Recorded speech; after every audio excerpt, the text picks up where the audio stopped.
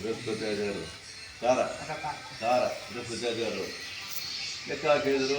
ಈಗ ಒಂದು ತಿಂಗಳಾಗಿಬಿಟ್ಟು ಸುಗ್ರೀವ ಚಂಡ ಸಾಧನೆ ಮಹಾ ದುಷ್ಟ ನನ್ನ ಅಜ್ಞಾಪನ ಹೊರಟು ಸಂಹಾರ ಮಾಡಿಬಿಡ್ತಾನೆ. ನಮಗೇನು ನಿರ್ದಯ ಇದ್ದಾನೆ ಅದಕ್ಕೆ ಆ ಪರ್ವತ ಹೋಗೋದು ಬೇಡ, ಇಲ್ಲೇ ಇದ್ರು ನೋಡಂತ ಇಲ್ಲೊಂದು ಚಲೋ ಒಂದು ಇದನ್ನು ಗುಹ ಅದು, ಇಲ್ಲೆಲ್ಲ ನೀರು ಹಣ್ಣು ಕಬ್ಬಿಗಳಿಗೆ ಬೇಕು, ಹಣ್ಣು ನೀರು ಸಾಕು, ಇಲ್ಲಿ ಹೋಗಿ ಆರಾಮ ನೋಡುವಂತೆ.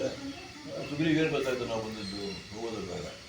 ಮತ್ತು ರಾಮ ಇದ್ದಾನಲ್ಲ ಅಂದರೆ ರಾಮ ಮನುಷ್ಯ ಅಂತ ಮನುಷ್ಯ ಏನು ಗೊತ್ತಾಗುತ್ತೆ ರಾಮಗೆ, ಅದಕ್ಕೆ ಹೆಚ್ಚಿಂದ ನೋಡುವಂತ ಸುಗ್ರೀವನಿಗೆ ಚಿತ್ರದಲ್ಲಿ ಹುಡುಕೋದು ಬೇಡ, ನಾವು ಹೋಗೋದು ಬೇಡ, ಎಲ್ಲಿ ಬೇಡ, ಇಲ್ಲಿದು ಬೇಡ. ಹನುಮಂತ ದೇವರು ಕೇಳ್ಕೊಂಡದ್ದು, ಅವರೆಲ್ಲ ಮೀಟಿಂಗ್ ಮಾಡಿ ಮಾತಾಡೋದು. ಖಬರ್ದಾರ್ ಅಂದವರು ರಾಮನ ಬಗ್ಗೆ ಅಕಸ್ಮಾತ್ ರಾಮಗೆ ಸಿಕ್ಕಿಲ್ಲ ಅನ್ನೋ ಮಾತು ಆಡಿದರೆ ನಿಮ್ಮನ್ನು ಕೊಂದು ಹಾಕ್ಬಿಡಿ ಅಂತ ಹೇಳಿದ್ರು. ಸುಮ್ಮನೆ ಕೆಲಸ ಮಾಡಲಿ ಮುಂದೆ ಹೋಗೋಣ ಅಥವಾ ಈಗ ನಾನು ನಿಮ್ಮನ್ನು ದಬ್ಬಿಕೊಂಡು ಹೋಗಲು ಅಂತ ಹೇಳಿದ್ರು. ಹನುಮಂತ ಮಾತುಗಳು ಯಾರಿಗೂ ಉತ್ತರ ಹೇಳೋದು ಯಾರೇ ಇಲ್ಲ, ಕರ್ಕೊಂಡು ಹೊಂಟು ಅಲ್ಲಿ ಮುಂದೆ ಹೋದಾಗ ದೊಡ್ಡ ಸಮುದ್ರ ನೋಡಿತ್ತು, 100 ಯೋಜನೆ ಸಮುದ್ರ, ಸುಮಾರು 800 ಮೈಲು. ಅಲ್ಲಿ ಬಂದ ಕೂಡ ಅವರಿಗೆಲ್ಲ ಶಕ್ತಿ ಹೋಗ್ಬಿಡುತ್ತೆ. ಏನು ಮಾಡೋದು, ಇಲ್ಲಿ ಬಂದುಬಿಟ್ವಿ, ಇನ್ನೂ ಭೂಮಿ ಅಂತೂ ಮುಗೋದಿಲ್ಲ, ದಿಕ್ಕಿನ ಕೊನೆ ಮುಗೋದಿಲ್ಲ, ಸಮುದ್ರ ಬಂದದ, ಆ ಕಡೆ ಲಂಕಾಪಟ್ಟದ ಅಂತ ಹೇಳ್ತಾರೆ. ಸುಗ್ರೀವ್ ಹೇಳಿದ್ದ ಹಿಂಗೆ ಹೋಗ್ರಿ ಅಂತ ಹೇಳಿದ್ದೆ, ಮೊದಲೇ ಮಾತು ಹೇಳಿದ್ ನಾವು. ಬಂದರು ನೋಡಿ, ಸಮುದ್ರ ಬಂದರು, 100 ಯೋಜನ, ಏನು ಮಾಡ್ಬೋದು, ಎಲ್ಲ ನಿಸ್ತೇಜ ಕೂತ್ಕೊಂಡ್ಬಿಟ್ಟು. ಇನ್ನೇನು ಮಾಡೋದು, ಈಗ ಕೆಲಸ ಅಂತೂ ಆಗಲಿಲ್ಲ. ರಾಮದೇವ್ ಕೆಲಸ ಆಗಬೇಕು, ಹನುಮಂತಂದು ಬೇರೆ ಹಿಂದೆ ಕೂದ ಹಿಂದೆ ನಾನು ಬಿಡೋಂಗಿಲ್ಲ ನಮಗೆ ತಿಳ್ಕೊಂಡು ಇಲ್ಲೇ ಪ್ರಾಣತ್ಯಾಗ ಮಾಡೋಣ ಅಂತ ತಿಳ್ಕೊಂಡು ರಾಮಾಯಣ ಹೇಳ್ತಕ್ಕದ್ದು. ಅಲ್ಲಿವರೆಗೆ ರಾಮಾಯಣ ಅಲ್ಲಿವರೆಗೆ ಏನಾಗಿತ್ತು ಅಲ್ಲಿ ತನಕ, ರಾಮ ಅನ್ನುವಂಥ ಅಯೋಧ್ಯ ದಶರಥನ ಮಗ ಇದ್ದ, ಹಿಂಗೆ ಸೀತೆಯ ಲಗ್ನ ಆದ ಮೇಲೆ ಮತ್ತು ತಂದೆ ಕೊಡ್ತಕ್ಕಂಥ ಒಂದು ಮಾತಿನಿಂದ ರಾಜ್ಯ ಬಿಟ್ಟು ಅರಣ್ಯಕ್ಕೆ ಹೋದಾಗ ಇಂಥ ಎಲ್ಲ ಕೆಲಸ ಮಾಡಿದೆ. ಕೊನೆಗೆ ಸೀತಾಕೃತಿಯನ್ನು ಸೀತೆಯನ್ನು ರಾವಣ ಅಪಹಾರ ಮಾಡಿದೆ. ನಾವೆಲ್ಲ ಹುಡುಕಿಕೊಂಡಿವಿ, ಇಲ್ಲಿ ಬಂದು ಸಾರಿ ಕತ್ತೀವಿ. ಇಷ್ಟ ರಾಮಾಯಣ ಅವತ್ತಿನ ರಾಮಾಯಣ ಅವರಷ್ಟು, ಮುಂದಿನ ರಾಮಾಯಣ ಗೊತ್ತಿಲ್ಲ ಅವರು. ಇಷ್ಟೆಲ್ಲ ರಾಮಾಯಣ ಗಾಯನ ಮಾಡಿದ್ರು. ಅಷ್ಟೊತ್ತಿಗೆ ಒಂದು ಹದ್ದು ಹಾರಿ ಬಂದು ಕೆಳಗಡೆ, ಇನ್ನೊಮ್ಮೆ ಹೇಳ್ರಿ ಅಂತ ಕೇಳ್ತದೆ. ಅದರೊಳಗೆ ಜಟಾಯು ಅನ್ನುವಂಥ ಪಕ್ಕಿ ಮಣ್ಣದ ಬಂದದ, ಇನ್ನೊಮ್ಮೆ ಹೇಳ್ರಿ ಅಂತ ಹೇಳ್ತದೆ. ಮತ್ತೆ ಹೇಳಿದ್ರು, ಜಟಾಯುವನ ಅಣ್ಣ ಸಂಪಾತಿ ಎಲ್ಲ ಹಿಂಗೆ ಹೊಂಟ್ರಿ ನೀವು, ನನಗೆ ಸೀತೆಯನ್ನು ಕಾಣ್ತಾಳೆ, ಲಂಕಾ ಹದ್ದಿನ ಕಣ್ಣು ಭಾಳ ತುರುಕಿರ್ತಾವೆ, 100 ಇದು ಕೂಡ ಅದು ಕಾಣ್ತಿತ್ತು. ಅಲ್ಲಿ ರಾಮನ ಇಟ್ಟಾರಕ್ಕೆಂದ್ರೆ ಯಶೋಗೊಂದೊಳಗೆ ನಾನು ಕಾಣ್ತಾಳೆ, ಯಾಕೆ ಕಟ್ಕೊಂಡು ಹೋಗ್ಬೇಕು ನೀವು ಅಷ್ಟೇ. ಯಾರು ಹೋಗ್ಕೊಂಡು ಬೆಟ್ಟಾಗಿ ಬಂದು ರಾಮ ಹೇಳಬೇಕು, ಮುಂದೇನು ವ್ಯವಸ್ಥೆ ಮಾಡ್ತಾನೆ ಮಾಡಿದ ನಾವು. ಹಂಗೆ ಹೇಳಿದಾಗ ಅವರಷ್ಟು ಏನಪ್ಪ ಈ 100 ಜನ ಅಂತ ಹೇಳ್ತಾನಿದ್ದೆ, ಹತ್ತು ಹೇಳ್ತಿದ್ದು. ಮುಖ್ಯ ಯಾರು ನಿನಗೆ ಎಷ್ಟು ಶಕ್ತಿ ಕೇಳ್ತೀನಿ, ನಿನಗೆ ಎಷ್ಟು ಶಕ್ತಿ ಅನ್ನೋದು ಕೇಳಿದ್ರು ನಾವು 10 ಇದೆ ಅಂತ ಹೇಳೋಣ, ಮುಂಚೆಪ್ಪು ಹೇಳ್ತೀವಿ. ಮತ್ತೆ ಏನಾಗಿ ಬಿಡಬೇಕು, 20, 30, 40, 50, 60, 80, 80 ಬಂತು. ಮುಂದೆ ಯಾರಿಗೂ ಆಗಲಿಲ್ಲ. ಜಾಂಬು ಅಂತಿದ್ದ ಅವನು, ದೊಡ್ಡ ಕರಡೆ ಅವನು ಹೇಳಿದ, ನಾನು 96 ಹಾರ್ತಿದ್ದೆ, ಆದರೆ ಮೊಣಕಾಲು ನೋವು ಅದಕ್ಕೆ 90 ಹಾರ್ತೆ ಅಂತ ಹೇಳ್ದ. ಮತ್ತೆ ಮುಂದೆ ಏನಾಗಿ ಬಿಡೋದ್ರು, ಮತ್ತೇನು ಮಾಡೋದು, ಒಂದು ಲಂಕಾಪಟ್ಟಣ ಮುಟ್ಟಂಗಿಲ್ಲ. ಆಮೇಲೆ ಅಂಗದ ಹೇಳ್ದ, ಸುಗ್ರೀವನ ಮಗ, ನಾನು 100 ಹಾರಬಲ್ಲೆ, ಆದರೆ ಫ್ಲಾಟ್ ಅಲ್ಲಿ ಹೋಗಿ ಹಾರ್ಬಿಟ್ಟು ಬಿದ್ದುಬಿಡೋದು, ಮುಂದೆ ಏನು ಮಾಡಿ ಸಿಕ್ಕಿಲ್ಲ. ಅಲ್ಲಿ ಬಂದಾಗ್ಬಿಟ್ರೆ ಮಾಡೋದು ರಾಕ್ಷಸರು. ಅದಕ್ಕೋಸ್ಕರವಾಗಿ ಇಂಥ ಕೆಲಸ ಮಾಡೋಕ್ಕಾದ್ರೆ ಹನುಮಂತನ ಸಮರ್ಥ ಅಂತ ಜಾಂಬು ಅಂತ ಹೇಳಿದ. ಅವನೇ ಹೋಗಿ ಬಂದು ಕೇಳ್ಕೊಂಡು ಹನುಮಂತ ದೇವ್ರನ್ನ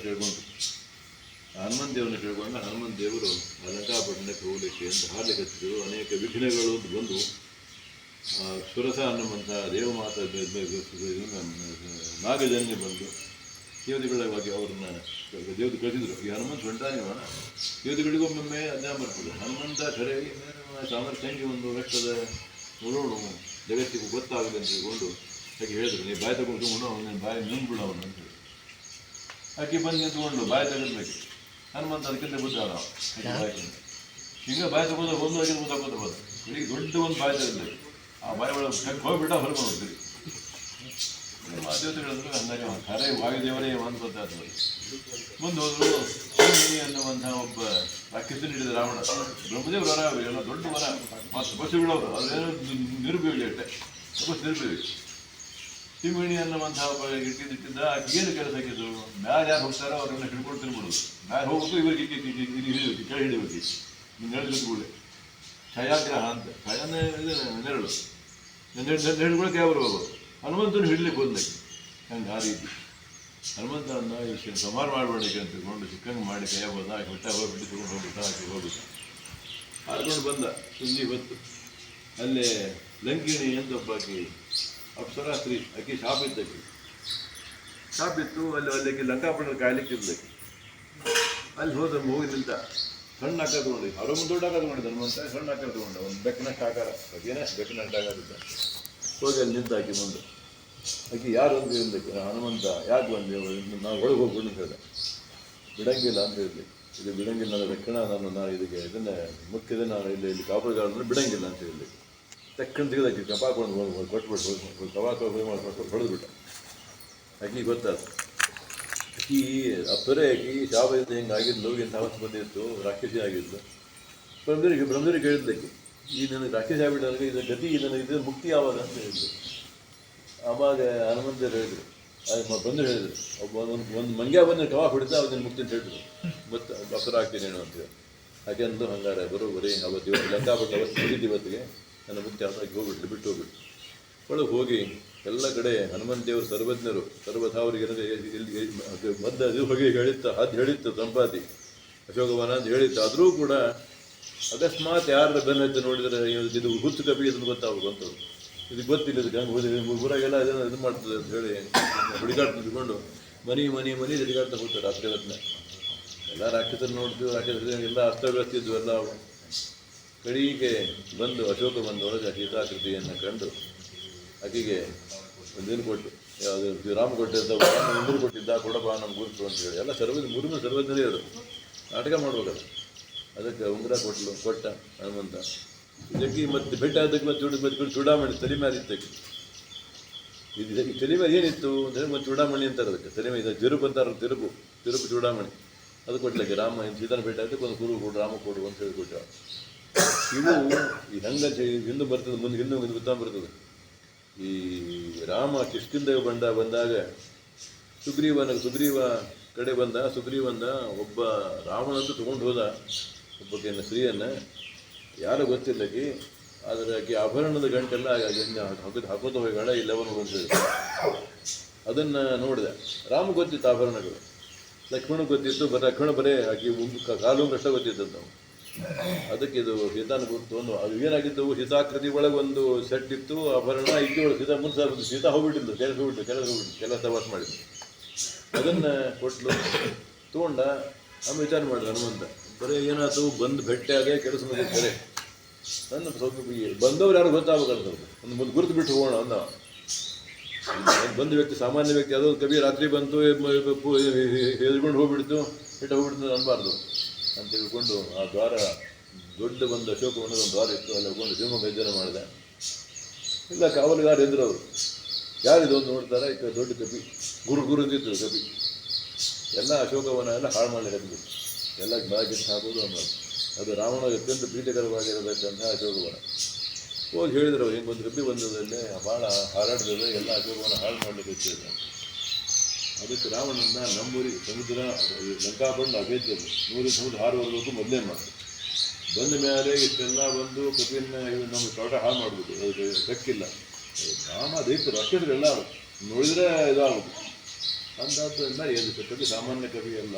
ರಾವಣ ಲೆಕ್ಕ ಆಗಿದೆ, ಭಾಳ ಬುದ್ಧಿ ಅಂದ್ರೆ ರಾವಣ ಬುದ್ಧಿ ಲೆಕ್ಕ ಆಗಿಲ್ಲ.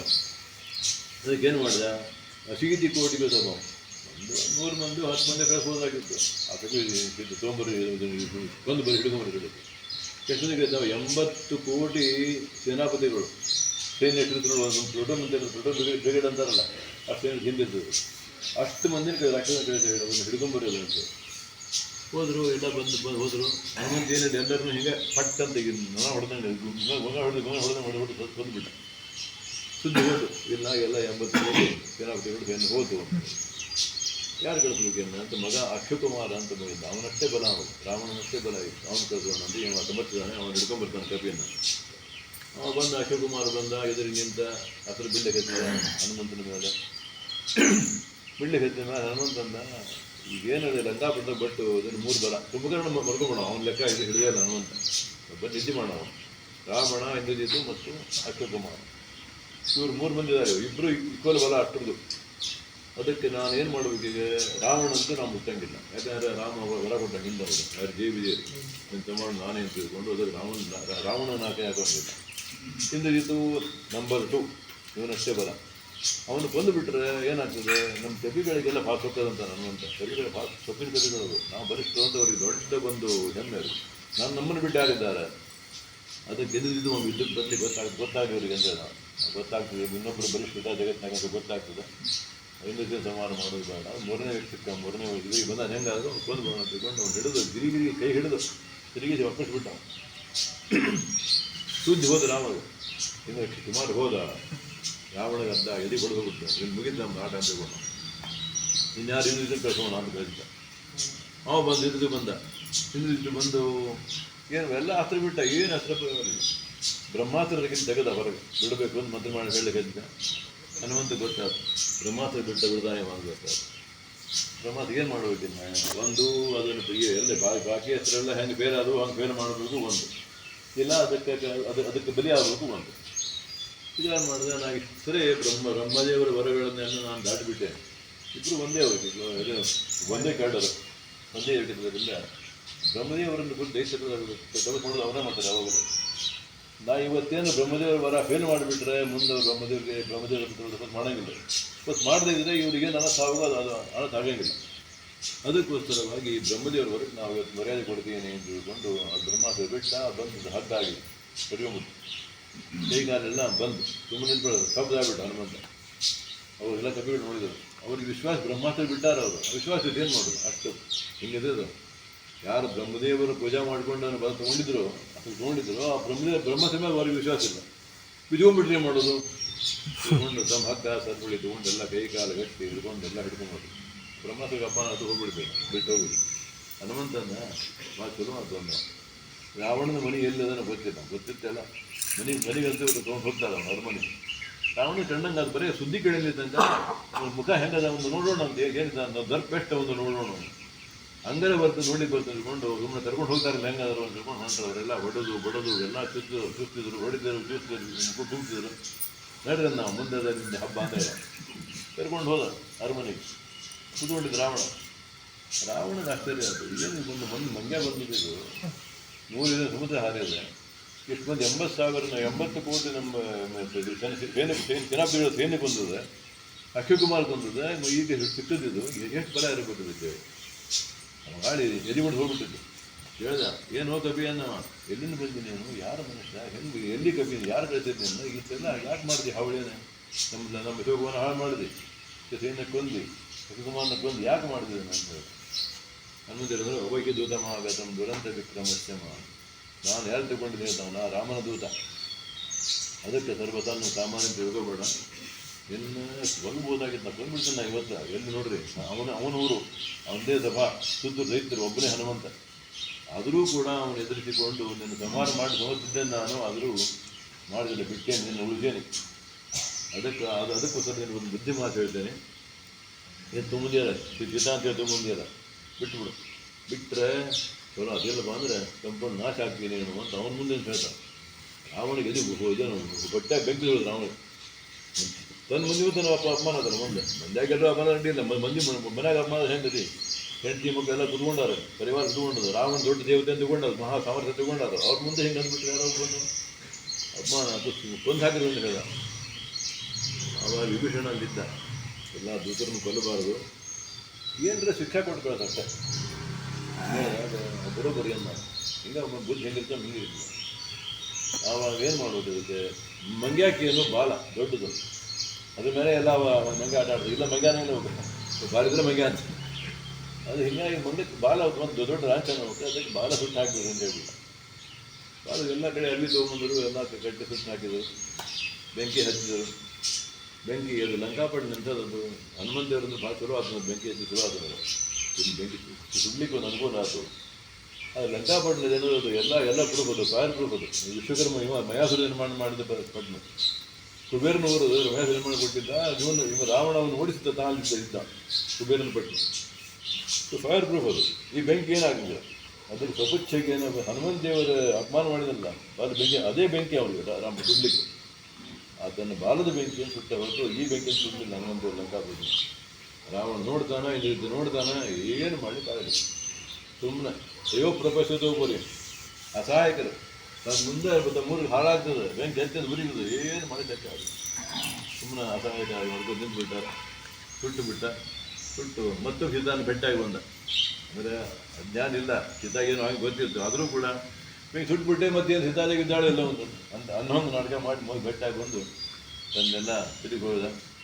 ಬಂದು ನೆಟ್ಟಿಗೆ ಹೋಗ್ಬೋದಾಗಿತ್ತು ಎಲ್ಲಿಗೆ, ಇದು ಬರ್ಬೋದಾಗಿತ್ತು, ಅದು ಕೃಷ್ಣ ಬರ್ಬೋದಾಗಿತ್ತು. ರಾಮ ನಾನು ಫ್ರೆಂಡ್ ಬಂದು ಹೇಳ್ಬೋದಾಗಿತ್ತು. ಹಂಗಿಲ್ಲ, ನಮ್ಮ ಟೀಮ್ ಹೋಗೋಣ, ಟೀಮ್ ಸಂಖ್ಯೆ ಹೋಗೋಣ, ಟೀಮ್ ಸ್ಪಿರಿಟ್ ಬಂದವರು ನೋಡಿಕೊಂಡು ಎಲ್ಲ ಕರ್ಕೊಂಡು ಹೋದ. ಬರೋ ಮುಂದೆ ಒಂದು ಸುಗ್ರೀವ ಒಂದು ಮಧುವನ ಇತ್ತು, ಜೇನುತುಪ್ಪ ಮಾಡಿದ ಸುಗ್ರೀವ.